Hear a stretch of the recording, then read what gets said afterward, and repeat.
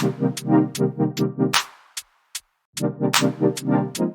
going on, everybody, and welcome to the Other Side of the Firewall podcast, where we talk about the latest and greatest in cybersecurity news, as well as we highlight those movers and shakers and glass ceiling breakers, those people of color who made it to the other side of the proverbial firewall. My name is Ryan Williams, and as always, I'm joined by Shannon Times. What's up? What's up? What's going on? And despite the minor flub on the intro, please like, share, subscribe. Trying to plus those numbers up. So I think we're roughly at 210 subscribers on YouTube. So those rookie numbers, we got to get them up. Like I want 500 by the end of the year is what we're going for. And then we have roughly 300 subscribers on the podcast, which is doing really well. So continue to do that. I think we get roughly 500 to 600 downloads a month, which is really good, actually. So keep that up. Please like, share, subscribe, all that good stuff. And tune into the thing with all of our names. Without further ado, I'll give it to Shannon. All right, everybody. So this first article is from apnews.com, and it is written by, it doesn't say who it's written by, it says published, Associated Press. But cybersecurity labeling for smart devices aims to help people choose those less vulnerable to hacking. So we've talked about this on the show before, right? Like it's those devices that nobody really thinks about, right? It's the Internet of Things. You're not thinking about your Ring camera, your security camera, your baby monitors and things of that nature. And we even touched on this a little bit last week, talking a little bit about that stuff. But the current administration, though, is trying to get ahead of this, right? So they realize that this is an issue, and they see all that's going on with these things being vulnerable and being the footholds that people get into people's networks and even to like business networks, right? We've seen it. We've had the story with the what was it, the aquarium thermostat or whatever it was. Yeah, it was the thermostat inside of a fish tank inside of a casino. Yeah, in the casino, right? So like this is something that it's not new, right? It's not like it's this is just come up or whatever. Like that was an older story. But what they're doing now is they have this new Cyber Trust Mark initiative. So what they're doing is they're putting this logo on these devices, right? So these devices that are becoming more and more of the foothold for people to get into your network, for bad actors to get into your network, and they're marking them, and they're having these companies make you aware of the security that's going into them, right? So what they're going to do, you're going to be able to identify these internet and Bluetooth connected devices that are cyber secure, right? When we say cyber secure, it's not 100%. It's never 100% thing, but it's more secure, right? So what they're going to do is, and they're talking about it as soon as 2024, they're going to have a logo on there, and what they're going to also have is a QR code or Q code on them that you can scan to see how secure it is, go into getting support for updating them, things of that nature, which is what we like to see nowadays, right? Because we already know people don't like to put a lot of work in, right? Like if you got to research it on your own and do all this stuff, and that's too hard, right? But everybody's scanning everything now, with the Q codes, right? It's native to the camera apps on almost any new phone that you get now. Like it automatically ties in to where you could just it has a Q code scanner on it. And it'll take you to a site or do whatever. So you're making it easy, right? If we could do it for menus, we could do it for this, right? Because all these food places are doing it for their menus and whatnot. But this is a good initiative, and they got some heavy hitters that are actually jumping on this like already, like big industry participants. So they have Amazon, Best Buy, Google, LG Electronics USA, Logitech, and Samsung. So those are some of the heavy hitters, right? But they're also some of the ones that have some of these devices that put out some of these devices that are very vulnerable, right? So it makes sense for them to get ahead of the game and get into this. But I like the way they're going with this, and I like that they make it very easy for people to try to keep these things supported again with these things supported with the Q codes, right? So again, they're going to have what they call a cyber trust label, right? It's a shield logo. And like I said, 2024, you're going to start seeing this, and this should be helping consumers, that are actually paying attention, because a lot of people are out there not knowing they're vulnerable to some of the stuff that's out there.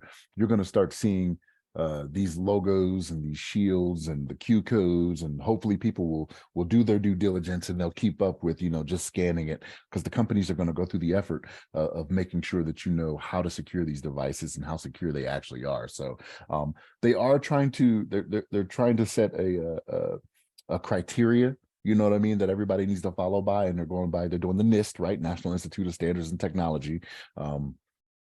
to make sure it's something that's an industry standard. But I like the way this is going, right? So again, you're going to start seeing this as early as 2024. You got the January CES show, CES 2024, that's coming out, and you'll start seeing some of this stuff come up, and they're going to start showing it to people. And hopefully it's one of those things, again, it is on the people to do their due diligence and do what they need to do, right? And again, making it easier for them to do it with the Q codes. Hopefully people follow suit and they do it. They just aren't just like, whatever, I bought it, I'll leave it in the corner to do whatever it's going to do and just stay vulnerable. But Ryan, what's your thoughts on this? Yes, absolutely. Before I give my opinion, please like, share, subscribe, all that good stuff. I always forget to say. See, I said it finally in the middle.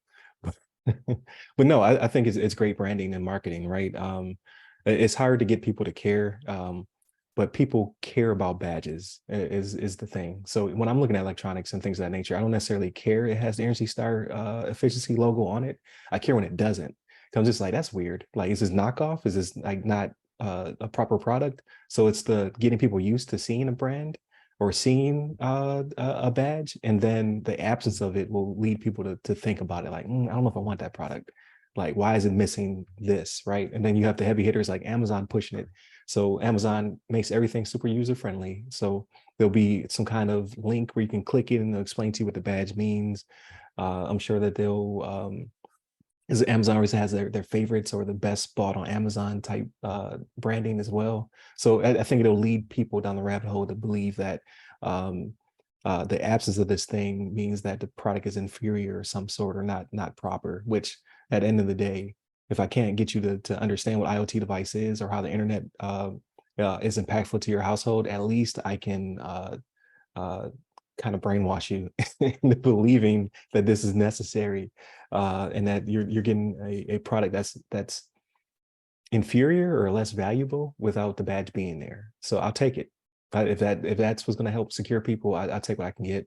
And I like that it's being pushed by the FCC and NIST, so that it will be an actual standard that big companies will fall in line first, and then their subsidiaries or the lesser the great values, the Kirklands will follow suit, right? Is the hope. So I'm all for it. And then it being right around the corner in 2024 is not bad at all. And I watch CES every year, so I'm that type of person where I want to see the latest and greatest technology, whether it be things that will actually be released or just things that are being thought of, right? So I watch that type of stuff. So seeing it there leads me to believe that you're going to see it everywhere by the end of 2024. So I'm all for it. I like the psychological aspect you put out there, and you know what? I think I've been played like that too, and I didn't realize, Yeah. You were because like, like I don't know about this. Something's wrong. yes, like if I don't see like the different things on there, like the different Yeah. badges for you're right. Like I was a pawn in this game and I didn't even realize it. That's I hate to put it out there like that, but at the end of the day, if you want people to comply or do what is necessary for them to be protected, you have to you have to use psychology, you have to use marketing behind it to get them to do it. It's unfortunate, but that's everything. Politics, sports, branding is key. So it being a brand on the product, I think will push it further than people like you and I trying to preach the good gospel of why this is important. They'll tune us out, but if they're missing a badge, they're like, I'll pay 99 more cents or whatever to make sure it has all the badges. It's fully complete, right? So yeah, I'll take it. But definitely continue to tune in throughout the week. So Monday and Tuesday are topics. Wednesday's discussion. I think this Wednesday's discussion is really good, especially for our audience. Thursdays we do Ask Us SP, but I'm holding off on those. So I'm still recording them, but I'm going to hold off. I'm going to publish the next one on the 30th, which will be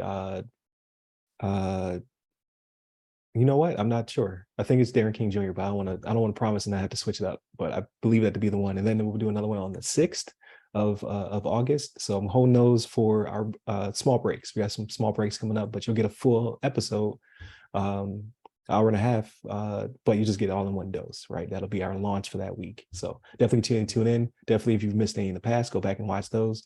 And then again, I'm pushing hard for more subscribers. So we're doing really well. So it's not a browbeating. Thank you for all those who are currently tuning in, and thank you for listening to our shows. Numbers are up. People are listening.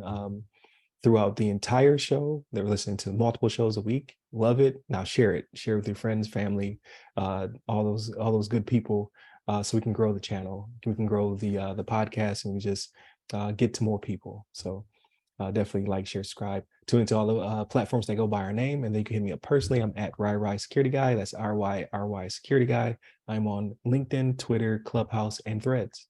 Stay safe, stay secure.